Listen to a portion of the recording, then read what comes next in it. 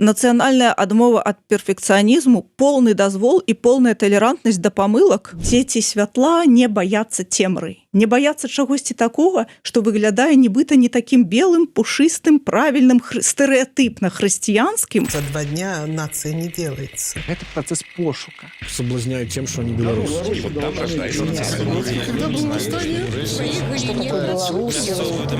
Честность – это не национальная идея. Працягваем шукаць, прамаўляць, намацаваць беларускую нацыянальную ідэю. Усім прывітанне. В эфіры чарговы выпуск праграмы «Ідэя X». Праграмы, падчас якой мы працягваем шукаць, прамаўляць, намацаваць беларускую нацыянальную ідэю. Як звычайна, з вами ў студыі Зміцер Лукашук, а шукаць і прамаўляць гэтую нацыянальную ідэю мы сёння будзем з маёй госцяй, якая адмыслова прыехала до нас з Бельгіі, дажджлівай, але такой прыемнай Бельгіі. Маргарыта Тарайкевіч, магістарка сацыяльных навук, ці па-інакш можна сказаць магістарка сацыялогіі і антрапалогіі. Добрый дзень, спадарня Маргарыта. Добрый дзень, вітаю спадарства. Апроч таго, я так трошечку прыадкрыю такую таямніцу. Спадарня Маргарыта займаецца пытаннем, вывучэннем, аналізам пытанняў сацыяльнай міграцыі, ну і негвалтоўнага супраціву. І ведаеце, мне вельмі цікава з гэтай нагоды менавіта вось гэтыя две скіраванасці вашых даследаванняў, вашых інтарэсаў, таму што мы зараз менавіта ў такім стане і знаходзімся. Па-першае, у міграцыі, што вы, што я. Па-другое, ну, как бы негвалтоўны супраціў. Мы зараз у чарговы раз спрабуем вярнуцца, там, скажем, у падзеі 20-го года, нешта прааналізаваць, зразумець, што правільна, што неправільна, ну і гэтак далей. Але я думаю, што мы возьмем гэта троху шырэй, чым толькі 20-й год, а ввогуле па гісторыі пройдземся. Але давайте пачнем з пытанняў міграцыі. Але перш чым мы дойдзем да міграцыі, я ўвогуле у вас спытаюся, а скажыце мне, калі ласка, вось Маргарыта Тарайкевіч, плюс яшчэ і выкладчыца англійскай мовы. Як часта і як даўно вы, прыйшоўшы там з працы, там, ці адклаўшы нейкую там навуковую кніжку, ці там адклаўшы камп'ютар, дзе вы набіраеце тэкст чарговы, нейкі там разумны, сядзеце, заварыце сабе гарбаткі, ці каўкі, ну, ці яшчэ чаго-небудзь налееце, і такая: а давай-ка я вот зараз, Маргарыта Тарайкевіч, магістарка сацыялогіі і антрапалогіі, поразважаю пра ідэю нашу нацыянальную. Як часта у вас такое здараецца? Ну, насамрэч, я лічу сам пошук, я згодная з тымі, што хто лічыць, што у нейкім сэнсе не трэба шукаць адмыслова нацыянальную ідэю, і што гэта амаль таталітарная тэма, што нібыта ўсяго амаль народа, ўсёй нацыі павінна быць нейкая агульная ідэя. Але з другога боку, часам яна знаходзіцца сама. Напрыклад, чула такое выказванне, не магу праверыць, што ў Новай Зеландыі нацыянальнай ідэяй зрабілася ахова прыроды, ахова наваколля, напрыклад. Але яно так само сабой. І больш за ўсё ў плане разважання пра нацыянальную ідэю мне блізкі падыход Паўла Севярынца, які ён прадэманстраваў у сваёй кнізе «Люблю Беларусь», дзе ён прадстаўляў нацыянальную ідэю як такі шэраг культурных канцэптаў беларускай культуры. Напрыклад, там ёсць зубры, там ёсць лес, але там ёсць і асобы ад Еўфрасіні Полацкай да Зянона Пазняка і гэтак далей. І то бок, вось, напэўна, можа, гісторыю культуру кожнай нацыі можна, напэўна, прадставіць менавіта так, як шэраг такіх канцэптаў. І вось, калі казаць пра тое, што я бы хацела, каб неяк было даданае да гэтага, хочацца сказаць, нават архіпелага, хаця архіпелаг Беларусь гэта ўжо і іншая тэма, хаця таксама. Да гэтага такого сузор'я канцэптаў, которые прапануе Севярынец у плане робячы такі творчы калаж з канцэптаў беларускай культуры. Мне, конечно, хацелася б, каб была дададзеная вось гэта тэма мірныя людзі, мірны пратэст. У тым ці нават просто вось цікава, што многія, можа, за мной не пагадзяцца, але вось нават гімн афіцыйны беларускі цяперашні, мы беларусы мірныя людзі, ён неяк не так сабе дыскрэдытаваў, ці нават зусім не дыскрэдытаваў у адрозненне ад, на жаль, чырвона-зялёнага сцяга. І мне гэтая першая фраза заўсёды падабалася. І тут, конечно, такая адкрываецца і інтэрнацыянальная перспектыва, якую мы бачым і калі, допустим, калісь Павел Севярынец кажа, што, напрыклад, беларусы павінны неяк пераўтвараць і паляпшаць Расію, я бы сказала, не толькі Расію, а просто тэма ў тым, што ўсе нацыі ўплываюць адна на адну. І гэта супадае з інтэрв'ю Марыі Калеснікавай і Юрыю Дудзю і нямецкаму СМІ. І гэта вельмі слушна, таму што вось гэты маральны пасыл негвалтоўнасці, который нясе, допустим, Марыя Калеснікава, і ў якім, я лічу, яны па шэрагу неяк прызнакаў падобныя з Павлом Севярынцам, пры тым, што гэта розныя людзі, і, допустим, спадару Марыю Александровну я, правда, не ведаю, не маю гонару ведаць персанальна, але вось гэты пасыл негвалтоўнасці, ён, который яна нясе, ён вельмі інтэрнацыянальны. І я яшчэ памятаю, дзесьці ў 2019 ці 2020 годзе, калі увогуле па тэме іміграцыі і па тэме закрытых цэнтраў і дэпартацый выступаў у Бельгіі профессор Франсуа Жемен, который выступае за адкрытыя межы, не за адсутнасць межаў, это іншая тэма, а менавіта за адкрытыя межы, якія ён лічыць, што забяспечваюць насамрэч большую бяспеку, бо адкрытая мяжа больш паказвае, у тым ліку, больш дазваляе адсочваць, хто яе перасякае, напрыклад, і менш корміць трафікёраў. Тут я ўжо ўдаюся ў іншую тэму. І вось ён казаў, што калі, канешне, я не присвоіла яму слову ягонага калегі, але, здаецца, не. І, значыць, ён казаў, што насамрэч бельгійскае грамадства не такое ўжо ксенафобскае, і нават не вельмі ксенафобскае, і ў плане нейкіх антыіміграцыйных настрояў і падтрымкай часткай насельніцтва ідэі закрытых цэнтраў, куды нават можна закрываць і цэлыя сем'і з дзецьмі, ён казаў, што праблема толькі ў тым, што няма кансэнсуса. І такім кансэнсусам, ён сказаў, магло бы быць непрыняцце гвалту. І ён сказаў, бельгійскім кантэксце іміграцыі. І калі я бачыла, калі ў жніўні 2020 года я бачу на экране беларусаў, якія выйшлі з кветкамі супраць гвалту, і которые казалі ўжо не пра выбары нават, а такая асноўная была тэма. Людзі, там дзяўчаты з кветкамі, людзі увогуле са слязьмі казалі, што мы проста проціў насілля, то мне падалося, што ў гэтым ёсць нейкі рэзананс і нейкая агульная тэма. А так увогуле я хачу удакладніць, што калі сацыялогію міграцыі я вывучаю менавіта, у рамках свайго магістрскага даследавання, якое працягваю, я вывучаю стаўленне беларусаў, якія жывуць у Бельгіі, да тэматыкі іміграцыі ў Бельгіі. А што датычыцца негвалтоўнага супраціву, тут я выступаю хутчэй як папулярызатарка, бо я зацікавілася даследаваннямі Эрыкі Чэнэвіт і міфалогіяй вакол іх. То бок ад такога кпінаў наконт таго, што нібыта навуковая шарлатанка, як казаў паважаны за многія іншыя заслугі Андрэй Іларыёнаў, які яе даволі канструктыўна крытыкаваў, але у мяне шмат крытыкі да яго крытыкі. З другога боку, я стала глядзець, што ж у гэтых даследаванняў Эрыкі Чэнэвіт, і я ўбачу ёй вельмі добрасумленнага даследчыка, і сапраўды яе даследаванні даюць падставы казаць, што негвалтоўнасць больш моцная, чым гвалт.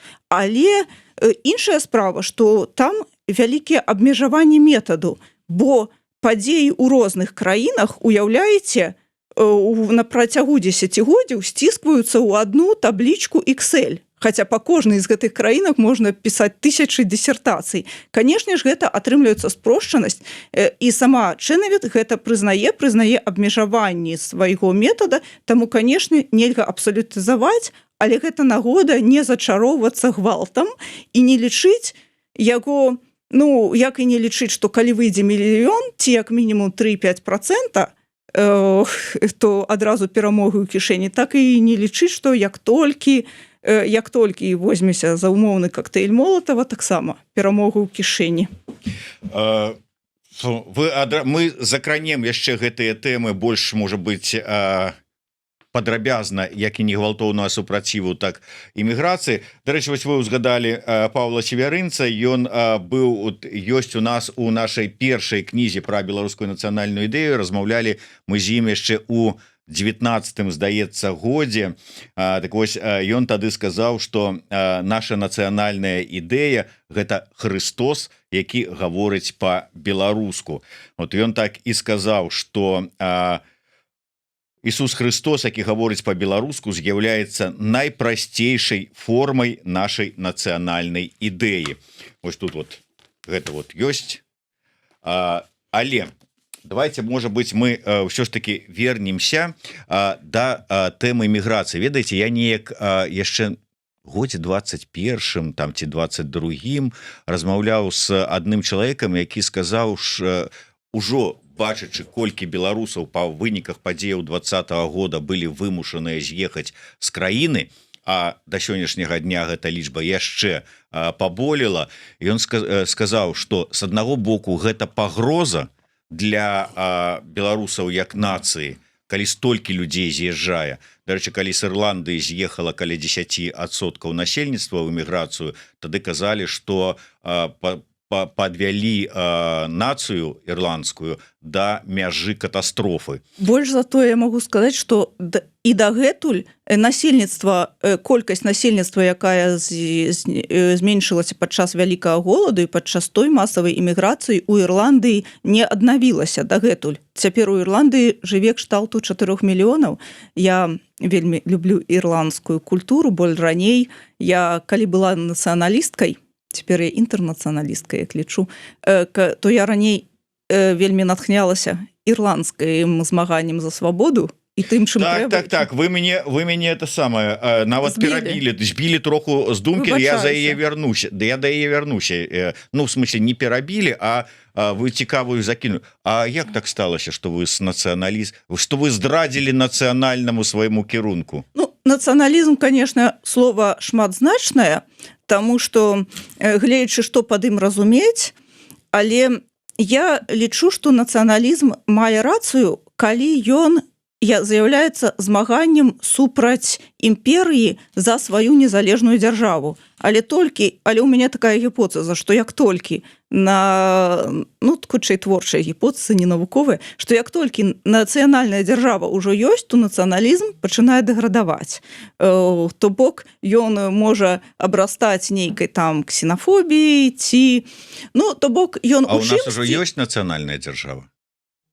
Канешне, я лічу, што так, і мы недзе пасярэдзіне гэтага шляху, потому што ў беларускім нацыяналізме ёсць і такая вызвольная частка, я лічу, которая вось за захаванне і развіццё нацыянальнай мовы, нацыянальнай культуры і супраць вось тых ідэалогій, якія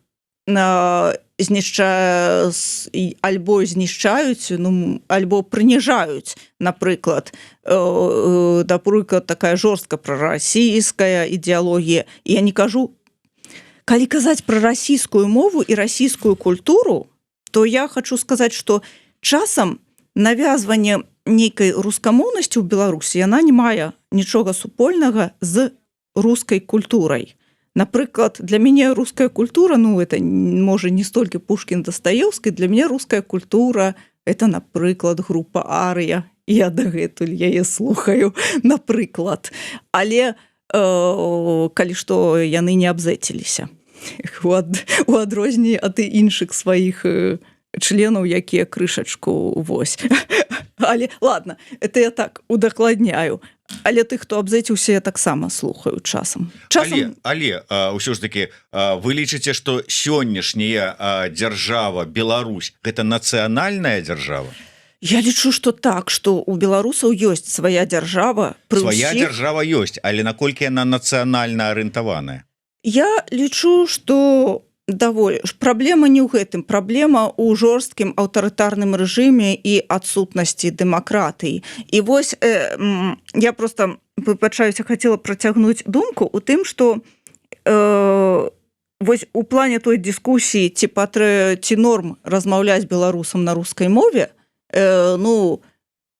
я лічу, што тут кожны размаўляе на якой хоча. Я не ведаю, ці трэба адна дзяржаўная мова ці дзве, але я лічу, што патрэбная па-любому дзяржаўная падтрымка беларускай мовы. І сацыяльная база у нас для этого ёсць. А што датычыцца рускай мовы, руская мова для мяне адна з такіх інтэрнацыянальна-рэгіянальных моваў, як і французская, на якой, напрыклад, можна размаўляць не толькі з французамі ці бельгійцамі, а, напрыклад, з выхадцамі з Паўночнай Афрыкі, і як іспанская, якой я, правда, не ведаю, але прынцып той жа, канешне ж, англійская, і руская таксама. Таму, калі бы я, напрыклад, давала інтэрв'ю расіяніну, ці размаўляла бы з нейкім у расійскім СМІ, я бы размаўляла на рускай. Ось. Я разумею, калі я бяру інтэрв'ю, умоўна кажучы, у літоўскага палітолага, і мы размаўляем па-руску, каб ўсё ж такі мы, можа быць, па-англійску бы там і паразумеліся з ім, але для нашых слухачоў-гледачоў гэта ўсё ж такі абмежаванне. То бок я разумею такое стаўленне, але калі мы кажам пра дзяржаву, дзе беларуская мова фактычна не ўжываецца, дзе зараз дзяржаўныя СМІ фактычна ўсе перайшлі на расійскую мову, дзе няма ніводнага ВНУ беларускамоўнага, дзе мінімум беларускамоўных школ і фактычна няма беларускамоўных садкоў. Вот гэта нацыянальная дзяржава? Это абсалютна жахлівая, мажліва, посткаланіяльная з'ява, і это вельмі цікава, таму што з аднога боку можна сказаць, а хто вам размаўляе гаварыць на беларускай мове? Але я памятаю, наколькі ў Мінску было цяжка зрабіцца беларускамоўнай. Я беларускамоўная, хаця, шчыра кажучы, не ў 100% сітуацый, з 2009 года, але ўсё ж і ўсё адно, і тут я бачу такую дзіўную супярэчнасць. З аднога боку, вялікая падтрымка народам беларускім, беларускай мовы. Большасць беларусаў называе ў перапісах сваю мову роднай. Гэта нават вялікая частка, мажліва, большая, чым рэальна беларускамоўных, хаця гледзячы, як гэта вызначаць, кажа, што заяўляе, што па-беларускі размаўляе дома. Дарэчы, я магу сказаць одну крыніцу, дзе можна ўбачыць рэальную колькасць адсотак рэальна беларускамоўных.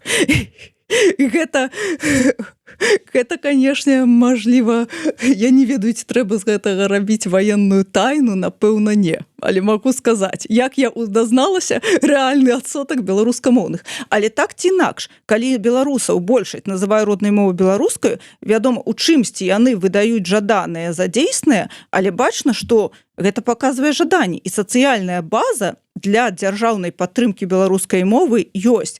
І тут іншая справа ў структуры улады.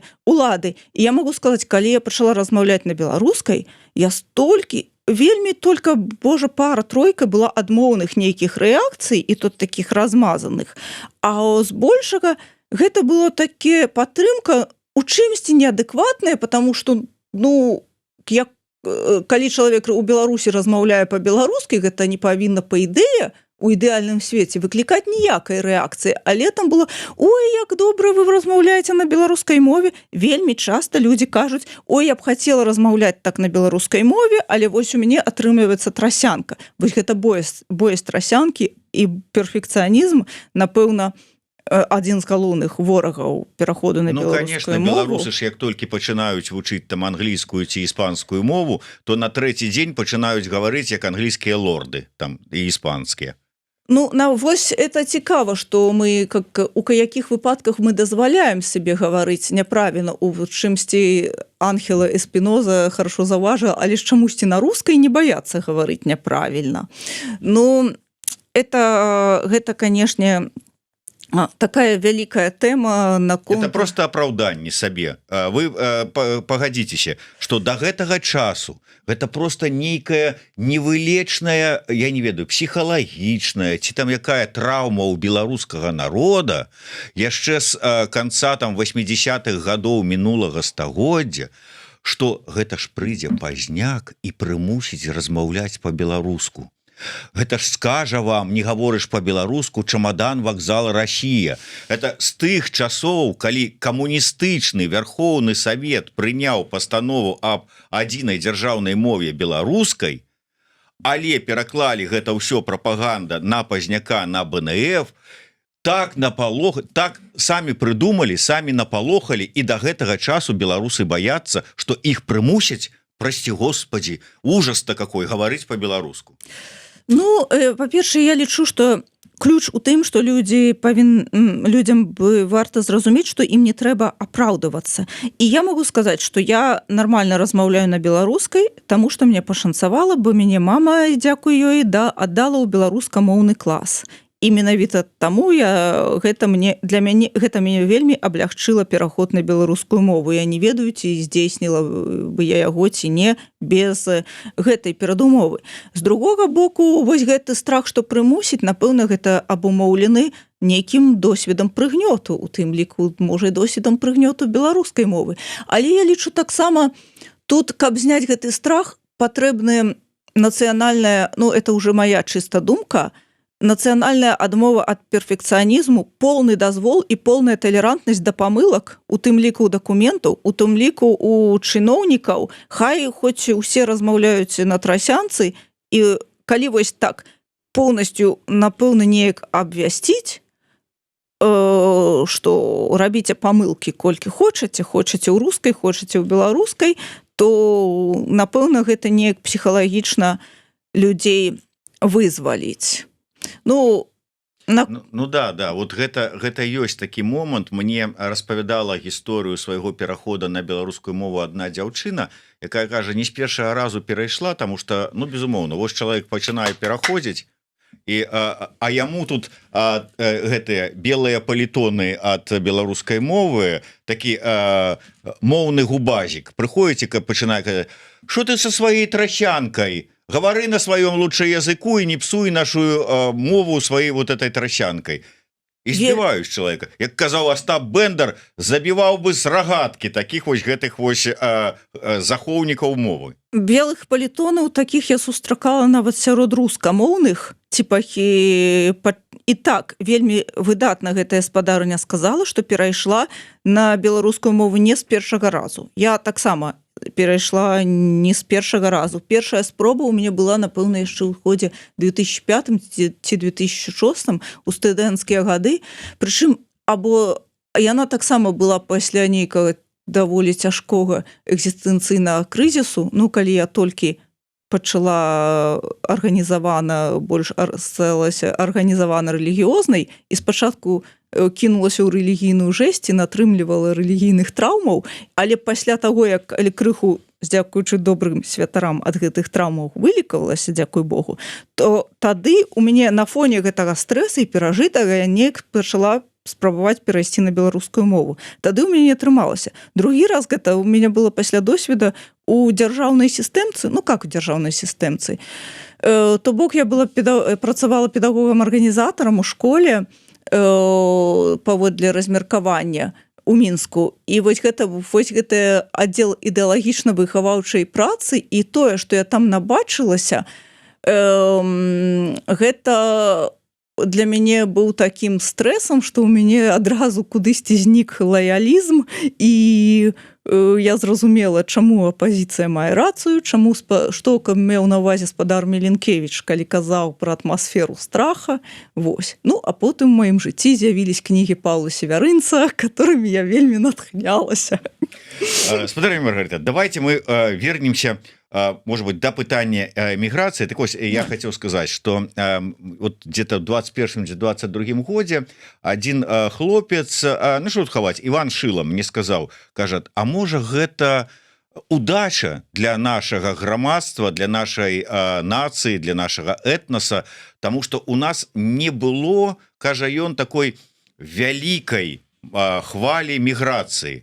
Тут можно, конечно, паспрачацца, потому что паміж першай і другой вайной была дастаткова вялікая хваля як вымушанай эміграцыі, калі ў Расію зганялі, так і эканамічнай, калі ў Штаты ехалі таксама на заробкі. Але можа быць не такая ўсё ж таки хваля масавая, як была вот пасля 20-го года. І ён кажа, а гэта магчымасць такой, што вельмі шмат людзей выехала на захад, атрымае там нейкі досвед новы, новыя кампетэнцыі, новыя веды, распачне дзесьці свой бізнес.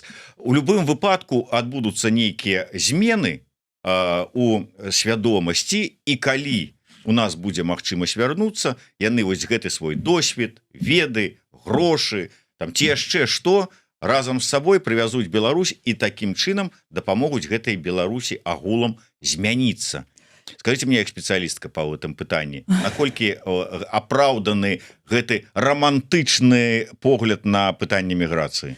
Я у вялікай ступені згодная. Мне здаецца, што, напэўна, для кожнай краіны і для яе культуры мае значэнне і значэнне ўзбагачэння ведаў і з аднога боку дыяспары іншых дыяспары імігранты з іншых краінаў, якія жывуць у гэтай краіне, а з другога боку эмігранты, якія жывуць у іншых краінах.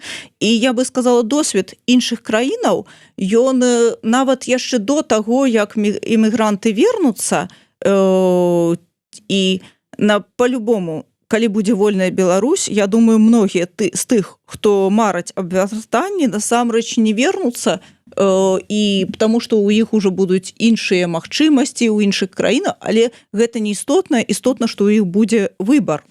І я бы сказала, што але гэты абмен ведамі атрыманымі на практыцы падчас жыцця ў іншай краіны адбываецца ўжо зараз праз камунікацыю, у тым ліку праз соцсеткі, але не толькі.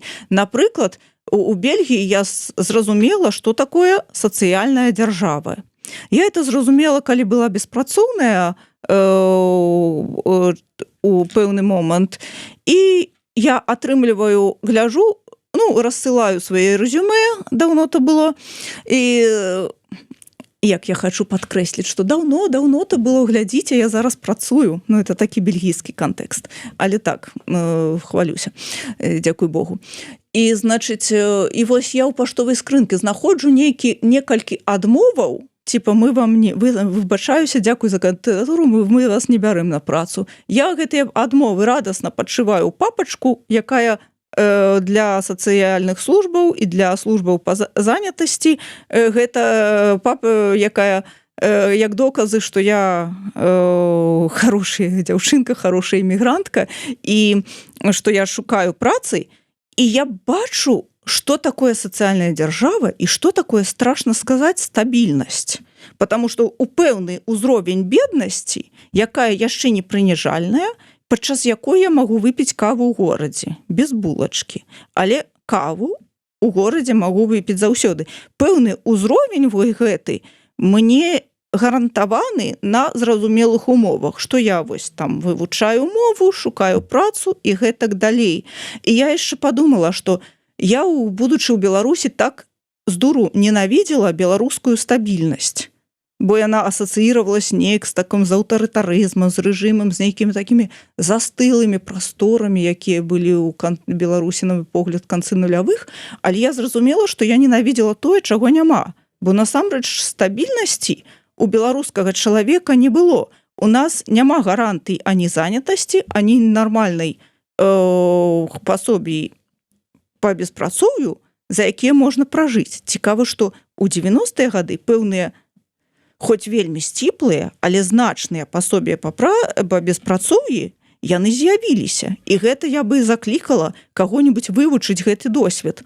Калі пасля развала Савецкага Саюза, у якім не было, здавалось бы, беспрацоўных, раптам нейкія людзі змаглі стварыць сістэму для памогі беспрацоўных. Напрыклад, моя мама, якая страціла працу інжынерам-праграмістам, яна змагла атрымаць гэтае пасобие, вывучыцца на бухгалтара і зрабілася бухгалтарам.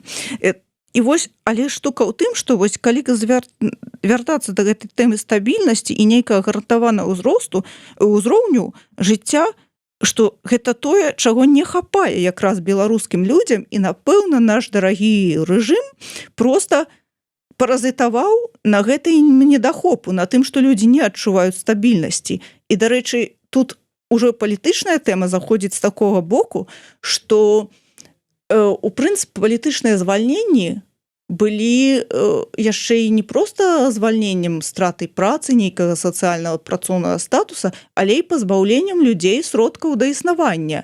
І калі казаць, калі адзінае, чым можна абвергнуць фразу, здаецца, Віктара Бабарыкі, каб мне яго не... который, можа, не вельмі трапна сказаў, што ў Беларусі не было масавых рэпрэсій, ён гэта сказаў у 2020 годзе. Я разумею, што ён сказаў, потому што калі я актыўнічала ў Беларусі, я ведала, што на маім узроўні, скажем, амаль нулю верагодная, амаль нулю роўная верагоднасць, што мяне, напрыклад, пасадзяць надоўга ці тым больш заб'юць. Але фонавая рызыка гэта выляціць з працай альбо з вучобай. І вось гэтая адсутнасць стабільнасці, у маім выпадку, каб зрабіцца, я не кажу пра буйных актывістаў. Для таго, каб тады, усё ж я лічу, каб быць пасаджаным надоўга, гэта трэба было заслужыць. Гэта такі ордэн, які меў, напрыклад, той жа Севярынец, там і іншыя паважаныя людзі, і знаёмствам невялікім, з якім я нават вельмі ганарылася. Але на маім узроўні ўсё ж адзінай формай масавых рэпрэсій былі палітычныя звальненні і палітычныя выключэнні. Дарэчы, гэта западнікі не разумеюць. У Бельгіі студэнты, якія цікавяцца правамі чалавека, калі проста, которые уяўляюць, можа, не уяўлялі тады, можа, нейкую жэсць пра дыктатарскія рэжымы, которую у нас там не было. Але калі я казала, што можна проста могуць выключыць з універсітэта праз актывізм, гэтыя студэнты, яны рабілі круглыя вочы і кажуць, а як гэта магчыма? Як універсітэт звязан з дзяржавай? Вось такая тэма. Таму стабільнасць, сацыяльная дзяржава. І калі казаць пра іншую частку досведа, якую хацелася бы пераняць, я бы вярнулася да канцэпта беларускай талерантнасці. З аднога боку, беларускія праваабаронцы маюць рацыю, калі кажуць, што ва многім это міф, што насамрэч у Беларусі з талерантнасцю бывае вялікі швах. З другога боку, не такі ўжо швах, таму што, напрыклад, па всемірнаму абзору ценнасці World Value Survey, сусветны агляд каштоўнасцяў 2011 году, паводле талерантнасці, здаецца, расавай, Беларусь была на 5-м месцы ў свеце. Потым, здаецца, вынік пагоршыўся ў 2019 годзе. І нават ледзьве адны з першых месцаў па адсутнасці расізма занялі у тым 11 годзе Брэсцкая і Магілёўская вобласць. Тут, конечно, трэба глядзець, як так атрымалася, але і мажліва, у нас тут ёсць патэнцыял, і так ці інакш хацелася бы, каб Беларусь была краінай, якая прымае разнастайнасць ладаў жыцця, прымае чалавека такім, які ён ёсць, і такое нейкае прыняцце, якое супрацьстаіць ксенафобіі, як унутранай, там, непрыяцця іншых ладаў жыцця, тых ці іншых меншасцяў, як і ксенафобіі знешняй ці квазі-знешняй. Я не ведаю, антыімігранцкая ксенафобія, дарэчы, яна ўнутраная ці ж знешняя? Хорошае пытанне. Чаму мы імігрантаў часам усё ж адмаўляемся лічыць часткай грамадства ў розных краінах? Вось. І, канешне, тут і таксама прыняцце больш глыбокім сэнсе, я бы сказала, пра прыняцце чалавека такім, які ён ёсць, і тут я звярнуся зноў да творчасці Севярынца чамусьці. Я проста страшна радая, што ён на волі насамрэч. Што калі ён казаў, што беларусы дзеці святла, з аднаго боку это, канешне, такі ідэалізаваны вобраз, але можа гэта той ідэал, да якого варта імкнуцца, і з другога боку, што мы лясныя людзі. я адчуваю сябе лясным чалавекам, бо вельмі люблю лес, але і я бы сказала, з'яднала гэта так, што дзеці святла не баяцца цемры, не баяцца чагосьці такога, што выглядае нібыта не такім белым, пушыстым, правільным, стэрэатыпна хрысціянскім. І з другога боку, тут я ўжо зусім не навукова разважаю, але калі глядзець пра вобраз леса, то это лясны гушчар у тым ліку нашай падсвядомасці, і наших нейкіх, можа быць, наших цёмных бакоў нашай натуры, которых не варта баяцца ні ў сабе, ні ў іншых, але таму што і мяне падтрымлівае вельмі багаслоўская ідэя, што нашыя жарсці, нашыя страсці – это суть жыццёвыя сілы, которые нам дадзеныя, і іх трэба не задушыць у сабе, а хутчэй субліміраваць у дабрадзейнасці.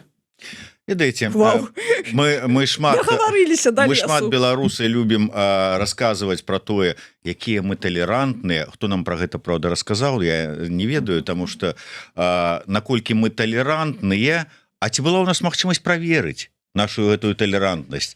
Мы бачылі гэтых мігрантаў. У Беларусі ехала, мігранты ехалі масава. Зараз вось сёння умоўна дзе-небудзь там под Магілёвам, там, ці под Мазыром, ці, я не ведаю, под якім-небудзь Ашмянамі спыніцца і пачнуць будаваць вялікі свой, я не ведаю, там, Чайнатаун, кітайцы, там, ці якія-небудзь індусы, ці яшчэ што-небудзь. Наколькі талерантнымі застануцца і ці надоўга гэтыя жыхары умоўных Ашмян ці Мазыра, якія расказвалі, якія мы талерантныя. Лясныя людзі, у грыбы любіце хадзіць? У грыбах не разбіраюся, я калі так я вам за скажу, мной трэба перабіраць, бо я там назбіраю мухамораў. Но калі ходзіш па мухамораў. лесе, збіраеш грыбы, вот ты лесны чалавек, талерантны, і раптам бачыш, там нехта яшчэ ідзе, думаеш, откуда ты ўзяўся? Ну, не ведаю, я у лесе я, можа, гэта не зусім правільна, у лесе я збольшага баюся звяроў, звяроў баюся насамрэч, дзікоў всякіх, дзе калі што парыта дзіком, то... Дзік ваш грыб не зрэжа, за якім вы ідзіце. Ну, не ведаю. А гэты вот, я, конечно, талерантна да яго стаўлюся, но ідзі адсюдава. Ну, насамрэч, калі глядзець пра сусветны досвед, што вельмі можна у сацыялагічных даследаваннях бачыць, баюся, што не памятаю спасылкі, але праверце за мной, але наколькі ёсць такі феномен, што, напрыклад, у Бельгіі, што больш, скажем так, ксенафобіі, расізму, ісламафобіі, больш у тых вёсачках, дзе тых або мігрантах, або тых меншасцяў асабліва і не бачна. А якраз самыя талерантныя гарады гэта тыя якраз больш талерантнасці ў тых месцах, дзе іх шмат. І насамрэч досвед кантакту з людзьмі, напрыклад, іншых этнічных і групаў і гэтак далей, ён часта альбо робіць людзей больш талерантнымі, альбо гэта, конечно, бывае, альбо, конечно, можа, это я стала думать, но это уже чисто от сабе такую гипотезу роблю. Можа, люди, которые не любят иммигрантов и не любят разностайность, можа, это те люди, которые, можа, и больше любят жить у невялікіх, допустим, поселішчах таких. Тут трэба інтэрпрэтаваць. Але, мне здаецца, это у розных краінах такі скразны матыў, што у мегаполісах, ну, Брюссель, правда, не мегаполіс, хоць ён, мне здаецца, функцыяніруе як мегаполіс, але там і мільёна няма. Але как раз часто тыя людзі, которые больш адкрытыя, у тым ліку да іміграцыі, гэта тыя, хто жывуць там, дзе шмат імігрантаў. Таму якраз, можа, калі ў гэтыя умоўныя ашмяны з'явіцца больш імігрантаў, то там как раз можа і талерантнасці падвысіцца. Другого боку... Калі яны перажывуць адзін аднаго. Ну, скажем так, я бы нават іншая справа, што калі ў Беларусі з'явіцца шмат імігрантаў, это можа адбыцца, напэўна, толькі тады, калі з развіццём Беларусі ўсё будзе значна лепш, як мінімум з эканамічным, але, напэўна, з сацыяльным таксама, бо больш паспяховая краіна, мне падаецца, это ўсё ж краіна, у якую людзі едуць. Таму мне хацелася б, каб Беларусь была такой краінай, у якой людзі хацелі бы хотели бы жить, как было такое, як это наконт мяне вау, ты живеш у Бельгії, каб было бы вау, як, напрыклад, как один там мексиканец ці амерыканец другому бы кажа, вау, ты живеш в Беларусі, круто. Навучы, як патрапіць, прабіць. Кшталту. Рыта, давайте яшчэ да аднаго пытання звернемся. Вам таксама вельмі цікавага, гэта негвалтоўны супраціў. Слухайте, а негвалтоўны супраціў гэта не як з той талерантнасцю, не вымушаная нейкая рыса характара. Можа быць, беларусы просто трусы? Ну, наконт вымушаныя, можа, крыху і вымушаныя у тым справе, што паводле тых карэляцый, якія знайшліся ў даследаванні Эрыкі Чэнавіт, якія увогуле я стала папулярызаваць таму, что першапачаткова я хотела просто запостить какую-нибудь спасылку для беларусаў, але заўважыла, што недастаткова матэрыялу просто ані на рускай, ані на беларускай. Таму стала пісаць артыкулы сама. Прынамсі там у новым часе, які усіх заклікаю падтрымліваць, вельмі важныя дыскусіі ў выглядзе артыкулаў адбываюцца. Напісала яшчэ ў 22 годзе такі артыкул, што ці гарантуюць 3,5% перамогу міфы і матчастка з даследаванняў Чэнавіт. Ну і збіраюся яшчэ пісаць артыкул пра міфы пра негвалтоўны супраціў. Але наконт таго, што вымушаная мера, закрадваецца такая думка, бо сярод карэляцый, якія знайшлі Чэнавіт з калегамі, гэта што супраць негвалтоўны супраціў часта, скажем так, узброеныя паўстанні часцей здараюцца супраць адносна дэмакратычных рэжымаў, а супраць жорсткіх больш дыктатураў якраз часцей узнікае такі негвалтоўны супраціў. Таму, канешне, можа і такая сумны момант, што можа проста менш сябе пазваляюць, але з другога боку я бы сказала, што, па-першае, негвалтоўнасць зусім не абазначае нейкай не то, што нейкай трусасці ці пасіўнасці. Негвалтоўнае дзеянне – это адважнае грамадскае дзеянне, якое можа быць вельмі рызыковым. Ну, допустим, Ганді, той жа, адзін з тэарэтыкаў негвалтоўнага супраціва, хаця, дарэчы, перамога в руху за вызваленне Індыі не лічыцца, наколькі памятаю з базы дадзенай, не лічыцца перамогай Ганді са таварышы. Там было некалькі рухаў, там усё складана. Таму адны былі мірныя, другія немірныя. І вось ён, наколькі памятаю, пісаў, што там можліва трэба праліць вельмі шмат крыві за справу вызвалення Індыі, але гэта павінна быць наша ўласная кроў. То бок гэта, канешне ж, не зусім не такая бяспечная справа і не для тых людзей, якія не могуць перадолець свой страх. Іншая справа, што, канешне, статыстычна у негвалтоўным супраціве таксама людзі і пакутаюць, і гінуць, але ўсё ж гінуць менш колькасна. Не ведаю, ці можа гэта суцешыць кагосьці, але часам такая закрадаецца паэтычная думка, што калі гінуць менш, можа хаця бы кожнай ахвяры можна ўдзяліць больш увагі. Да, і з адных такіх цікавых высноваў Чэнавіт я бы нагадала, што не знайшлі карэляцыі паміж жорсткасцю рэжыма, правда, як яны яшчэ мералі жорсткасць, цікава, у плане аўтарытарнасці ці плане крывавасці трэба паглядзець, але няма карэляцыі паспяховасці негвалтоўных паўстанняў і з жорсткасцю рэжыма. Вось, але ёсць, правда, наколькі памятаю, карэляцыя з працягласцю рэжыма, то бок, чым даўжэй рэжым сядзіць, тым цяжэй. Ну так, да, нас беларусаў я маю на увазе могуць там любілі папракаць, что вот вы там не справіліся, вы не змаглі, там кветачкамі не пераможаш і знятымі бацінкамі таксама. Вот і ў дадзенай сітуацыі як вам бачыцца ўсё ж таки далейшая спроба вяртання сабе сваёй краіны праз негвалтоўны супраціў?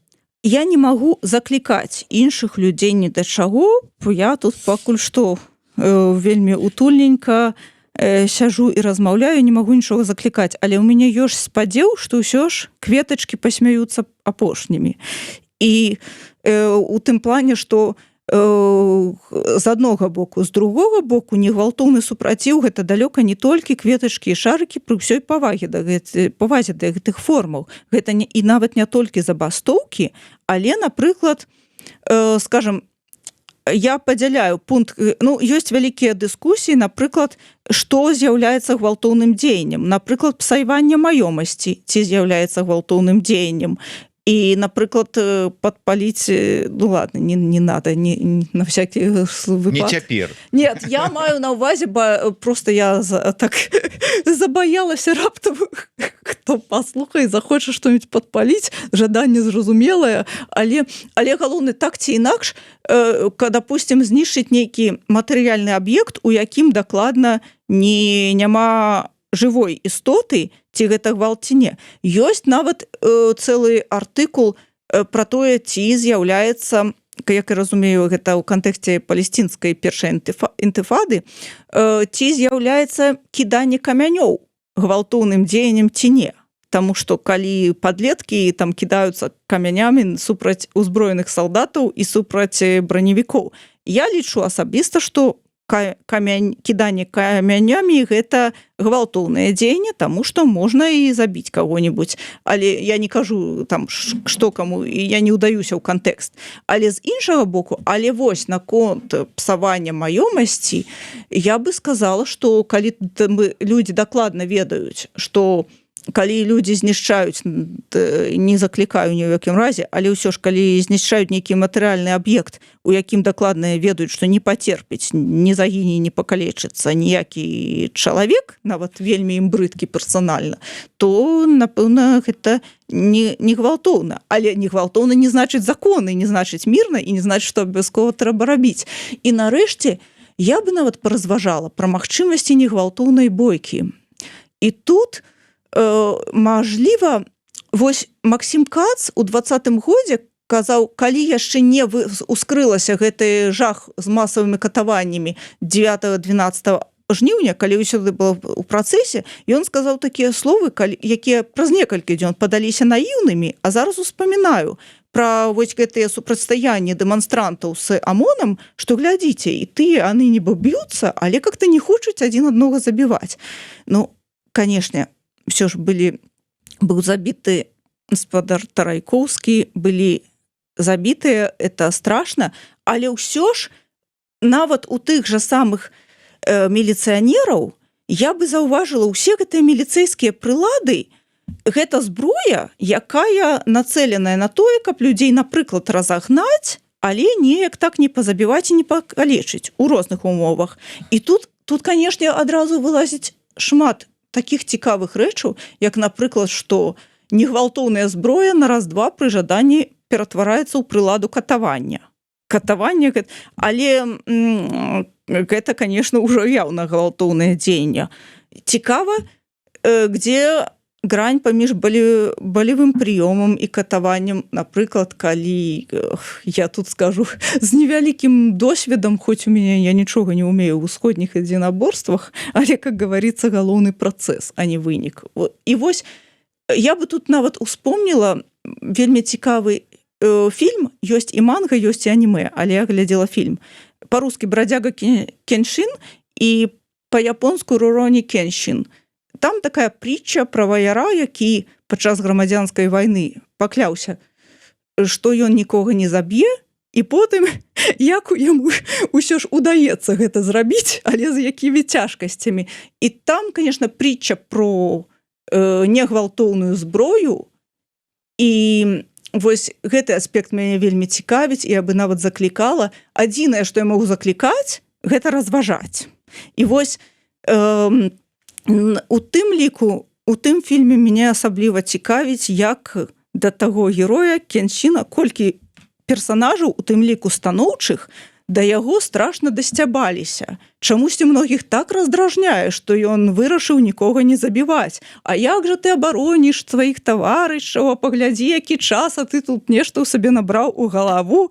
І як толькі з іншага боку з падтрымкай іншых персанажаў яму ўсё ж удаецца перамагчы зло, нікога не пазабіваўшы.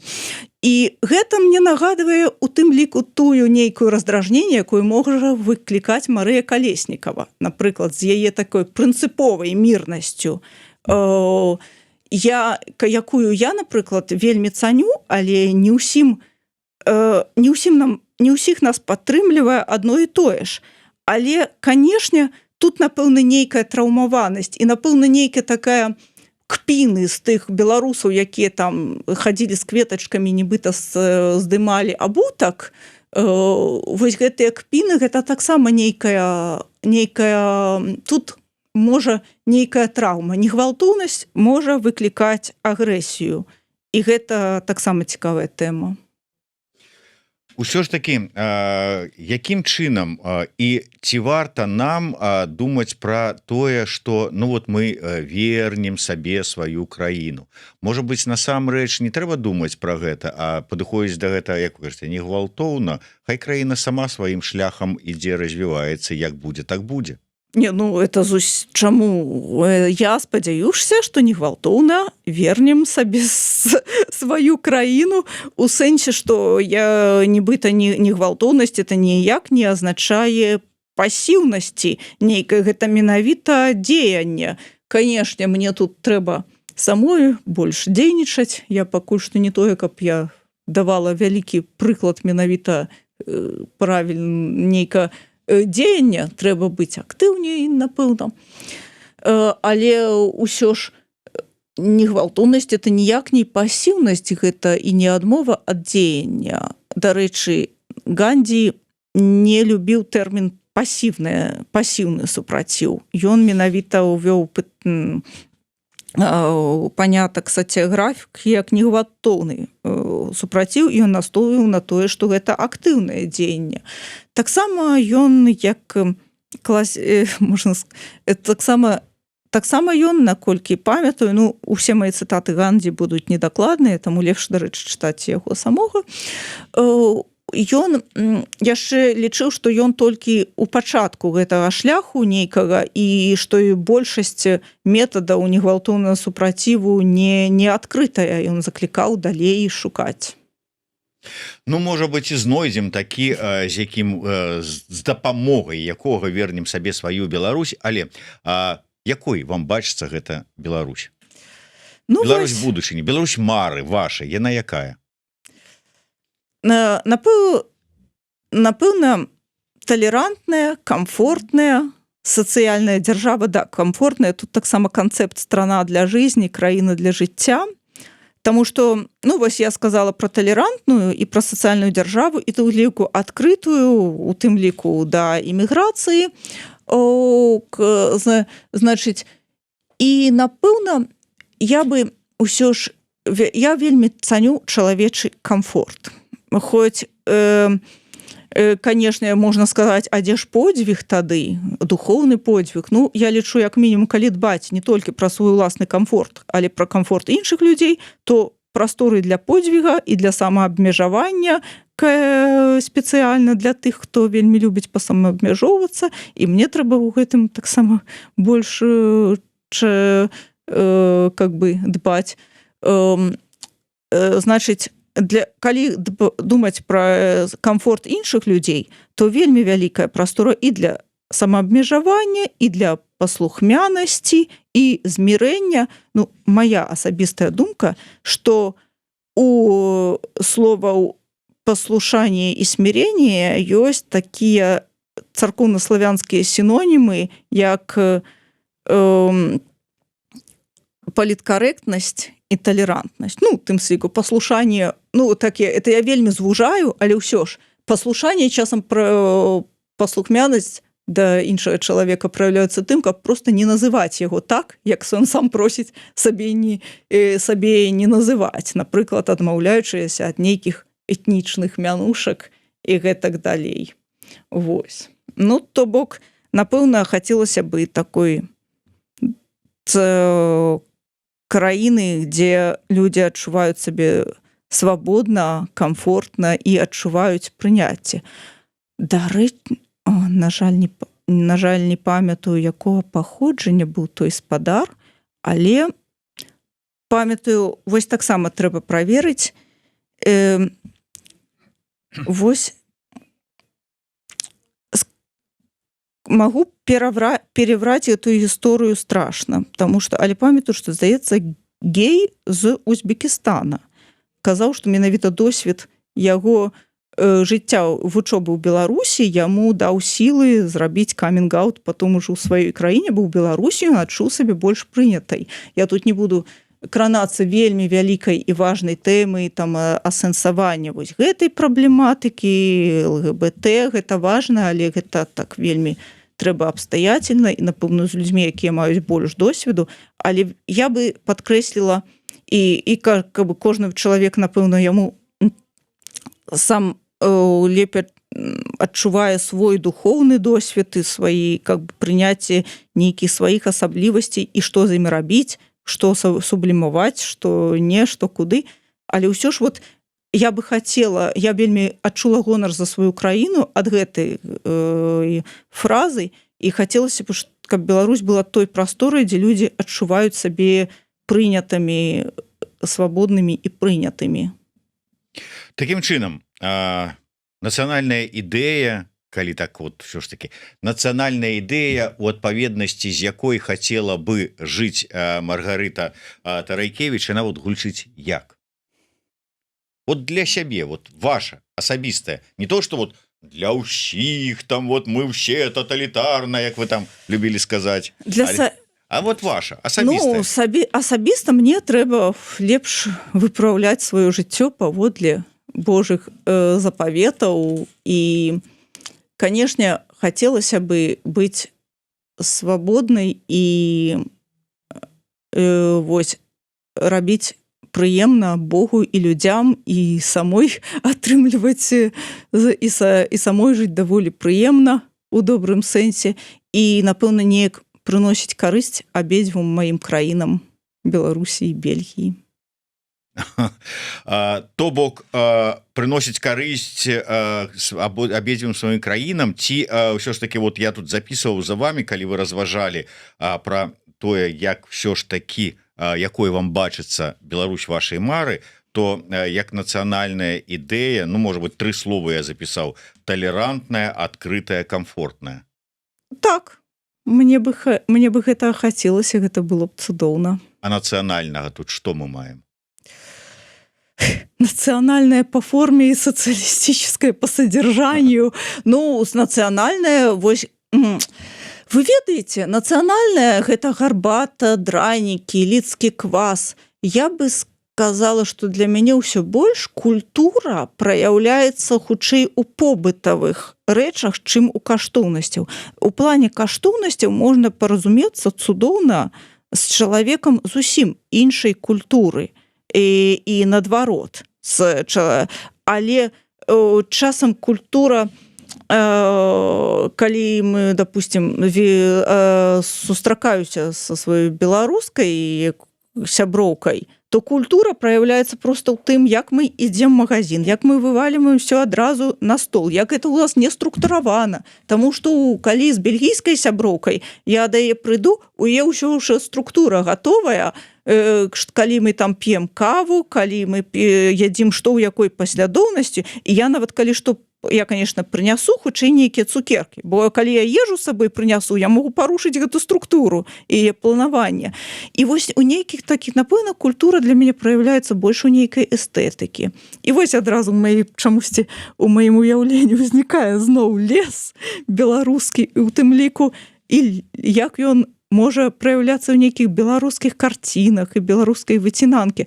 Напэўна, у чымсьці культура для мяне гэта нешта побытавае, нешта знешняе. Ну і так, конечно, беларуская мова. У любым выпадку патрэбна падтрымка беларускай мовы і на індывідуальным узроўні яе падтрымліваць як можам і вымагаць ідэя, да, менавіта вымагаць нейкай яе дзяржаўнай падтрымкі ў ідэале.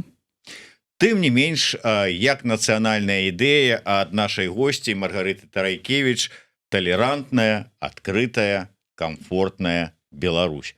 І в прынцыпе, я таксама ў такой краіне хочу жыць. Дзякуй вялікі, Маргарыта. Дзякуй вам вялікі. Думаў, якую з 3 кніг вам падараваць. Думаю, тая, дзе ёсць і з аднаго боку не раз узгаданы вами Павел Севярынец, з другого боку тут жа ж і Наталья Василевич з яе нацыянальнай ідэі. Так што хай будзе гэтая першая кніга з нашымі разважаннямі ў стылі пошука ружовага поні ў сферычным вакууме пра нацыянальную ідэю. Дзякуй вялікі, да сустрэчы. Жыве Беларусь. Дзякуй, жыве вечна, жыве з Богом, дзякуй вялікі.